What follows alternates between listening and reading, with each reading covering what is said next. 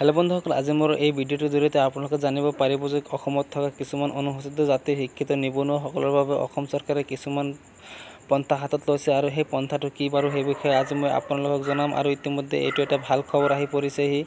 গতিকে যিসকল ছাত্ৰ ছাত্ৰীয়ে আমাৰ অসমৰ অনুসূচিত জাতিৰ সেই শিক্ষিত নিবনুৱাসকলৰ আণ্ডাৰত পৰে, সেইসকল ছাত্ৰ ছাত্ৰীয়ে এতিয়া এটা আবেদন কৰিব পাৰে। আৰু সেই আবেদনটো কিহৰ কাৰণে কৰিব আৰু কোনটোৰ আণ্ডাৰত কৰিব আবেদন আৰু কি কৰিব এই আবেদন কৰি সেই সকলো বিষয়ে আজি মই এই ভিডিঅ'টোত আপোনালোকক জনাই দিবলৈ অকণমান চেষ্টা কৰিম। গতিকে আপোনালোকে মোৰ এই ভিডিঅ'টো প্ৰথমৰ পৰা শেষলৈকে চাই থাকক, মই আপোনালোকক বুজাই দিবলৈ চেষ্টা কৰিম।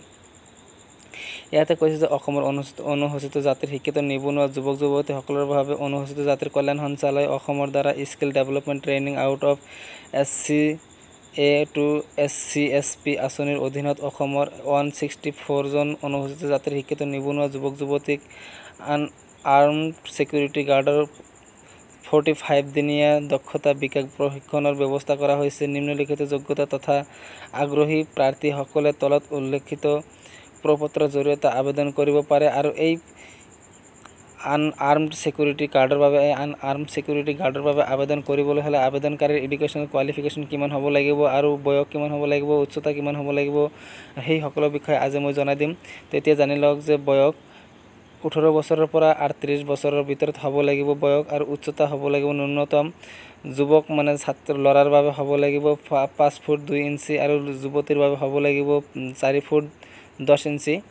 আৰু যুৱক যুৱতীৰ বাবে ওজন উচ্চতা অনুসৰি হ'ব, মানে ওজন কিমান হ'ব লাগিব সেইটো উচ্চতাৰ ওপৰত ডিপেণ্ড কৰিহে হ'ব। আৰু বুকুৰ সাধাৰণ জোখ 80 চেণ্টিমিটাৰ, ফুলালে 84 চেণ্টিমিটাৰ হ'ব। আৰু ছোৱালীৰ বাবে বুকুৰ জোখ প্ৰযোজ্য নহয়, মানে নালাগে। আৰু শিক্ষাগত অৰ্হতা ন্যূনতম শিক্ষাগত অৰ্হতা মানে মিনিমাম এডুকেশ্যনেল কোৱালিফিকেশ্যন হ'ব লাগিব 8 পাছ। আৰু প্ৰাৰ্থীসকলে প্ৰপত্ৰৰ লগত স্বস্বাক্ষৰিত শিক্ষাগত অৰ্হতা তাৰমানে নিজৰ ছিগনেচাৰ থকা বয়স প্ৰমাণপত্ৰ তাৰমানে এজ প্ৰুফ চাৰ্টিফিকেট লাগিব।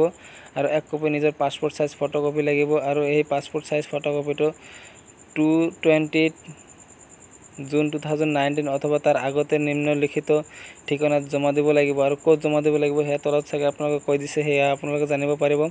আবেদনকাৰীৰ প্ৰাৰ্থীসকলৰ জাতিৰ প্ৰমাণপত্ৰ অনুসূচিত জাতি হ'ব লাগিব, তাৰমানে আবেদনকাৰীৰ যিসকল ছাত্ৰ ছাত্ৰীয়ে আবেদন কৰিব সেই আবেদনকাৰীসকলৰ কাষ্ট চাৰ্টিফিকেট লাগিব, মানে জাতিৰ প্ৰমাণপত্ৰ মানে কাষ্ট চাৰ্টিফিকেট লাগিব। আৰু প্ৰশিক্ষণৰ সময়ত প্ৰাৰ্থীসকলক বিনামূলীয়া থকা খোৱা, পোচাক, জোতা আৰু অন্যান্য সা সুবিধা যোগান ধৰা হ'ব, মানে ছাত্ৰ ছাত্ৰীসকলক বিনামূলীয়াকৈ প্ৰশিক্ষণ কৰিব আৰু থকা খোৱা সকলো বিনামূলীয়া হ'ব। আৰু অসম্পূৰ্ণ প্ৰপত্ৰ আৰু নিৰ্ধাৰিত তাৰিখৰ পিছত জমা দিয়া প্ৰপত্ৰ গ্ৰহণ কৰা নহ'ব। তাৰমানে অসম্পূৰ্ণ প্ৰপত্ৰ যদি আপোনালোকে ফৰ্মখন ফিল আপ নকৰাকৈ মানে আধৰুৱাকৈ ফৰ্ম ফিল আপ কৰিছে, সেই আধৰুৱাখন ফৰ্ম ফিল আপ কৰি আপোনালোকে যদি ছাবমিট কৰে তেনেহ'লে সেইখন ফৰ্ম গ্ৰহণযোগ্য নহয়, মানে সেইখন আপোনালোকে ৰিজেক্ট কৰি দিব পাৰে। আৰু সফলতাৰে প্ৰশিক্ষণ সম্পূৰ্ণ কৰা প্ৰাৰ্থীসকলক ভাৰতৰ যিকোনো স্থানত নিয়োগ কৰা হ'ব আৰু চৰকাৰী নিয়ম অনুসৰি বেতন প্ৰদান কৰা হ'ব। মানে ছাত্ৰ ছাত্ৰীসকলক যেতিয়া প্ৰশিক্ষণ সম্পূৰ্ণ হৈ যাব তেতিয়া সিহঁতৰ কাৰণে চৰকাৰে চাকৰিৰ ব্যৱস্থা কৰিব, আৰু সেই চাকৰি চৰকাৰী অনুযায়ী হ'ব, মানে চৰকাৰী অনুযায়ী কেনেকুৱাকৈ বেতন দিয়ে সেই হিচাপমতে বেতনৰ ব্যৱস্থা কৰিব, মানে চেলাৰীৰ ব্যৱস্থা কৰিব। আৰু সকলো ইচ্ছুক প্ৰাৰ্থীসকলে তলত উল্লেখ কৰা প্ৰপত্ৰৰ জৰিয়তে আপোনালোকে আবেদন কৰিব পাৰিব। ইয়াতে কৈছে যে অনুসূচিত জাতিৰ কল্যাণ বিভাগ, অসম, সৰু মটৰীয়া, দিছপুৰ, গুৱাহাটী। ইয়াতে দি দিছে এপ্লিকেশ্যন ফৰ্ম মই তলত আপোনালোকক দেখাই দিম। এপ্লিকেশ্যন ফৰ্ম দিছে, এপ্লিকেশ্যন ফৰ্মত কি লিখিব লাগিব মই আপোনালোকক জনাই দিম। নেম অফ দি এপ্লিকেণ্ট, মানে এপ্লিকেণ্ট কোনে আবেদন কৰিব, আবেদনকাৰীৰ নাম ব্লক লেটাৰত লিখিব লাগিব। আৰু এই চাইটত ফটো লগাব লাগিব। ইয়াতে গাৰ্জেন বা পেৰেণ্টছ বা ফাদাৰৰ নাম লিখিব লাগিব, এই আবেদনকাৰী মেল নে ফিমেল সেইটো লিখিব লাগিব। ডেট অফ বাৰ্থ লিখিব লাগিব। আৰু পাৰ্মানেণ্ট এড্ৰেছ মানে কমিউনিকেশ্যন এড্ৰেছটো লিখিব লাগিব। ইয়াতে মোবাইল নাম্বাৰ, ইমেইল আৰু এডুকেশ্যনেল কোৱালিফিকেশ্যন 8 পাছ। আৰু কি দিছে যে হুৱেদাৰ বিলং টু চিডিউল কাষ্ট হয়নে নাই সেইটো কৈ দিছে। ইয়াতে আপোনালোকে টিক মাৰ্ক কৰিব লাগিব, যদি হয় তেনেহ'লে য়েছ আৰু যদি নহয় তেনেহ'লে ন'।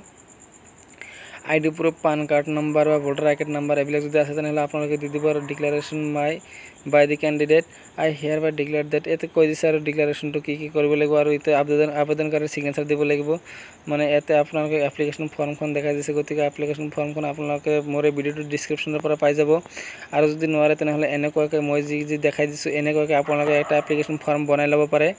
তাৰমানে ইয়াতে আপোনালোকে কি লিখা আছে সেয়া আপোনালোকে ভিডিঅ'টো ষ্টপ কৰি আপোনালোকে চাব পাৰিব কি লিখা আছে সেই হিচাপমতে লিখি আপোনালোকে এপ্লিকেশ্যন ফৰ্ম বনাই ল'ব পাৰে বনাই লৈ তাৰপিছত সেই ফৰ্মখন আপোনালোকে প্ৰিণ্ট আউট কৰি আপোনালোকে ছাবমিট কৰিব পাৰিব আৰু ক'ত ছাবমিট কৰিব লাগিব সেয়া আপোনালোকে ইয়াতে দেখাই কৈ দিছে তো বন্ধুসকল ভিডিওটো যদি ভাল লাগিছে লাইক কৰিব শেয়াৰ কৰিব আৰু যিজন ব্যক্তি আজি মোৰ এইটো চেনেলত প্ৰথমে ভিজিট কৰিছে তেখেতক মই এটা ৰিকুৱেষ্ট কৰিম আপোনালোকে প্ৰথমতে মোৰ এই চেনেলটো ছাবস্ক্ৰাইব কৰি নটিফিকেশ্যনটো অন কৰি থৈ দিয়ক যাতে মই আপলোড কৰা নতুন নতুন ভিডিঅ'বিলাক আপোনালোকে অতি সোনকালে পাই যায় বাই বাই জয় অসম জয় হিন্দ।